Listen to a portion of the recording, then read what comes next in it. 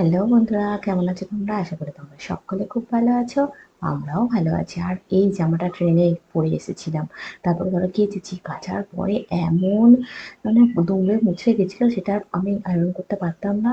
তো সেদিন বাপিকে বললাম আয়রন একটু করে দাও, তো বাপি ওটা আয়রন করে দিচ্ছে আর তা করে দিল। আর তারপরে আবার আমি পরলাম, পরে হাত মুখ একটু ধুয়ে এসে এই যে চুলটা আঁচড়ে নিচ্ছি।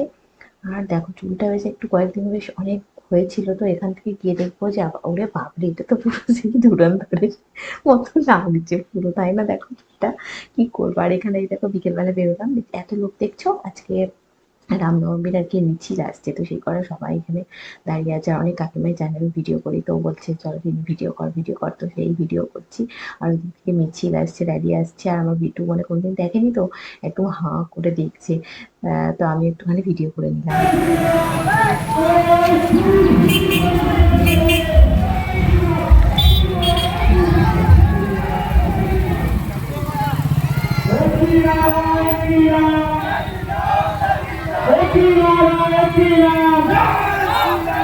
হিন্দু হিন্দু হিন্দু হিন্দু ভারত মাতা কি ভারত মাতা কি বন্দে বন্দে একই নারা একই নাম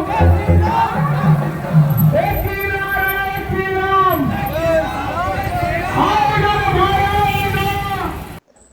র্যালি দেখে ফিরে এলাম, আর বাবাপি বসে আছে এক কাপ চা খাবার জন্য, মানে সকাল বিকেল। আর আমারও তো চা চাই। আর এখানে কি হচ্ছে বলতো, আমি তো রোজ লিকার চা খাই, সপ্তাহে একদিন দুধ চা খাই, কিন্তু এখানে এসে থেকে প্রত্যেক দিন সকাল বিকাল দুবেলায় দুধ চা খেয়ে নিচ্ছি। যদিও প্রথম প্রথম চিনিটাও আন্দাজ করতে পারছিলাম না, এখন আবার ৩-৪ দিন আসার পরে মানে চিনিটাকে কন্ট্রোল করতে পেরেছি, মানে কম দিচ্ছি। তবুও আমি তো চিনি খাই না, তো এখানে তো দিতেই হচ্ছে।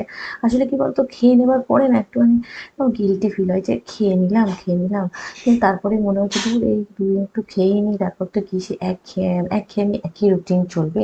তো যাই হোক খেয়ে নিই। এমনিতে তো আমার কোনো সুগার বা আদার্স কোনো রোগ নেই যে মানে আমাকে একদম খেলে একদম বিশাল বড় হয়ে কিছু হয়ে যাবে। তো সেই কারণেই আর সেরকমই করি না। এখানে বেটু খেলছে, আর পাশের বাড়ির এক ছেলে, বেটুর এখন অনেক বন্ধু হয়ে গেছে এখানে। আসলে আমার বেটু ভীষণ মিশতে পারে সবার সাথে না, সবাই শুধু বলছে আমার বেটুর সাথেই খেলবি। যাই হোক, ও একটা পাশের বাড়ির ভাই এসছে, সেই তার সাথেই খেলছে।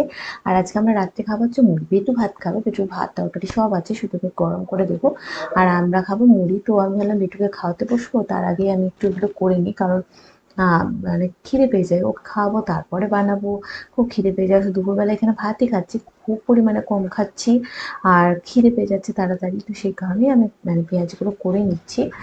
আর মুড়ি দিয়ে মেখেই তো খাবো না, তো এত গরম মানে চায়ের সাথে এরকম খাবো না, তো যে গরম গরম চাই, তো মুড়ির সঙ্গে মেখেই খাবো। তো সেই কারণে মা বললো করেই নি, মাই করছে, আমি বললাম না তুমি বসো গিয়ে, আমি করে নিচ্ছি।